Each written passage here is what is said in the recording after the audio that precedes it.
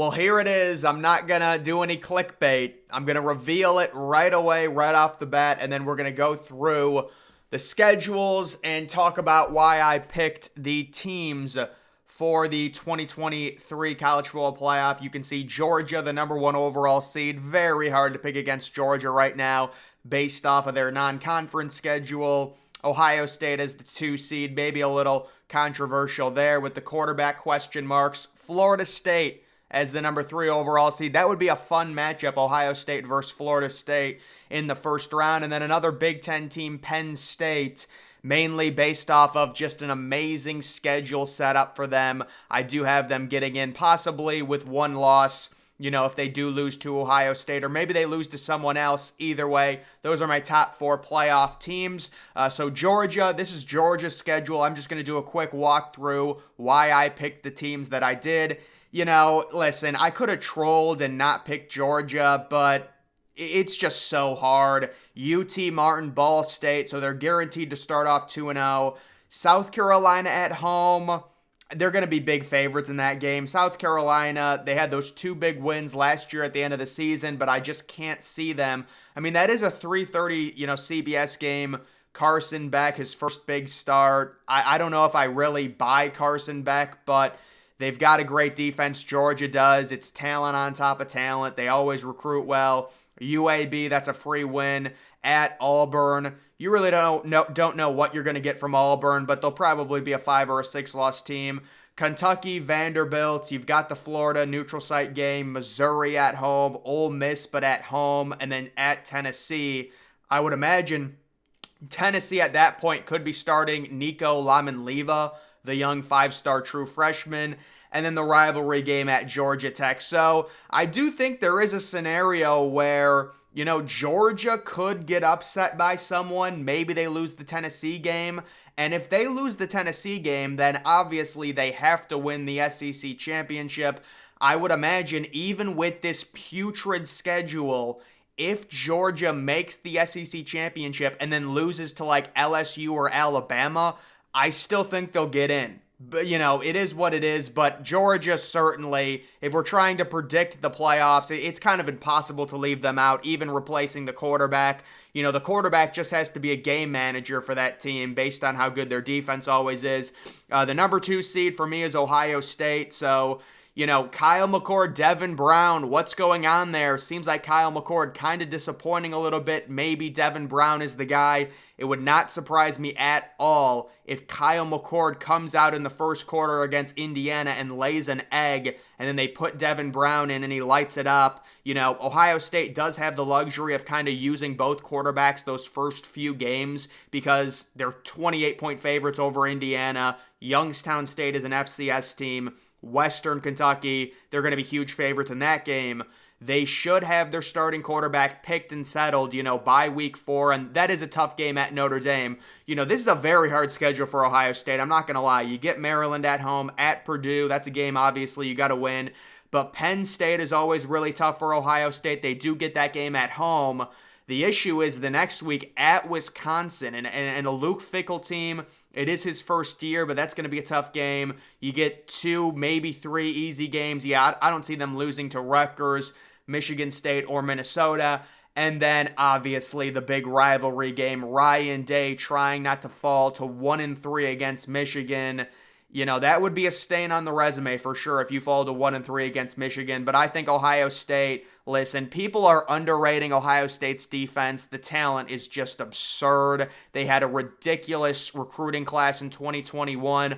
All of those kids now are juniors. I think they're going to be a top 5 defense in college football. The running backs are ridiculous. Mayan Williams, Trevion Henderson, hopefully finally back healthy. We know the receivers, best in the nation. The quarterback, maybe a little bit of a question mark. The offensive line, I'm really not all that worried. The offense should be top 10 minimum, and I think people are really sleeping on how talented Ohio State's defense is with the recruiting going back to 2021. The number 3 team I have, FSU, so This is definitely kind of a trendy pick when it comes to preseason predictions. I think they beat LSU week 1. I'm actually not high on LSU. I see LSU losing 3 games this season. So if FSU can, win that game, it's probably going to be pretty close. But you've got Jordan Travis. You've got 2 stud receivers. Jared Verse returning somehow when he was going to be a first-round pick. FSU has so much invested in this year. Mike Norvell, the rising coach. You get that big win week 1. Southern Miss is a freebie. At Boston College should be another freebie. And you're 3-0 going into that Clemson game. That's going to be absolutely massive for the ACC.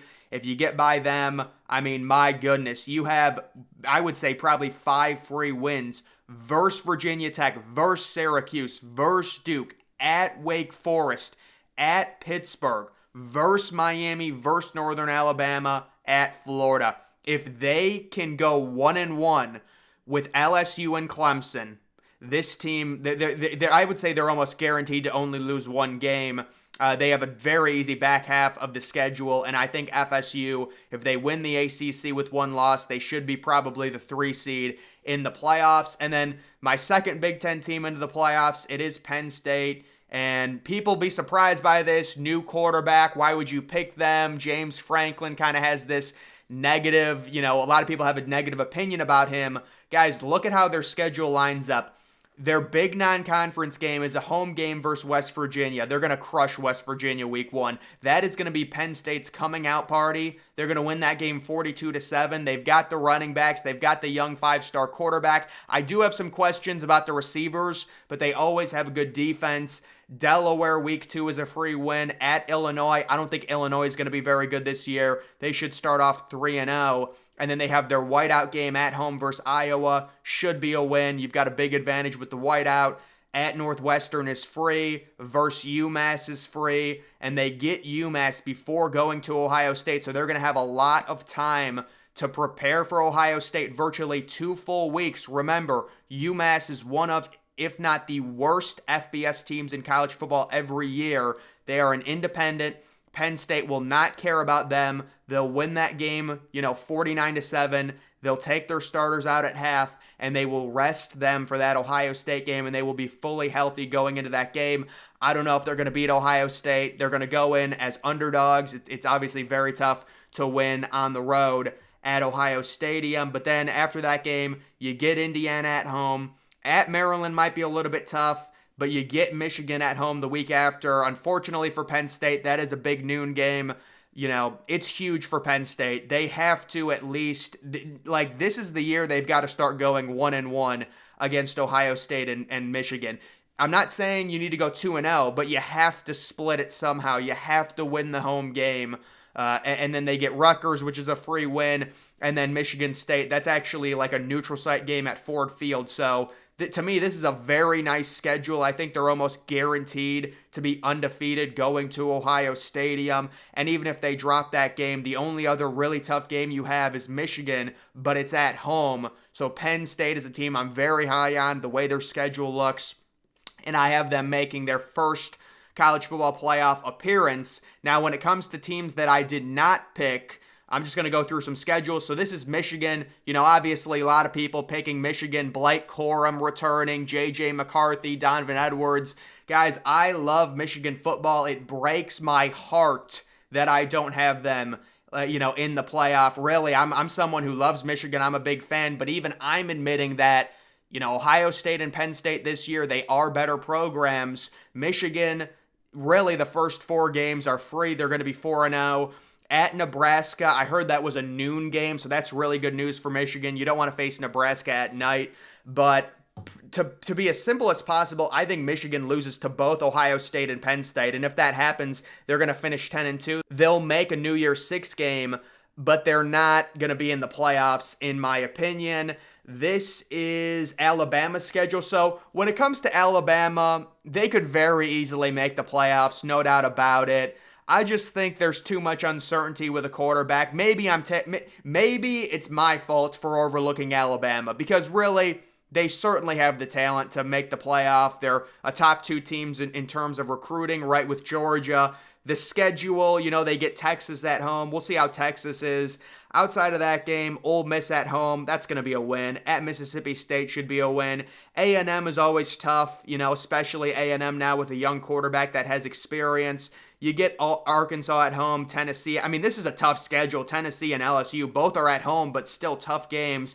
At Kentucky should be a win. And then they finish versus Chattanooga at Auburn. So I could see them picking up a few losses. I could see them going into the SEC championship with one loss and then losing to Georgia to give them 2 losses. It is a tough schedule, but it wouldn't surprise me if Alabama makes the playoffs.